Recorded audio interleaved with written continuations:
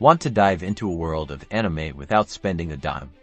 Let's unlock your free Crunchyroll trial in just a few easy steps. First, head over to the Crunchyroll website. Just type crunchyroll.com into your browser's address bar. Look for the big, inviting button that says Start Free Trial.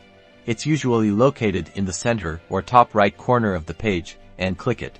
Now, you'll see the different Crunchyroll subscription plans.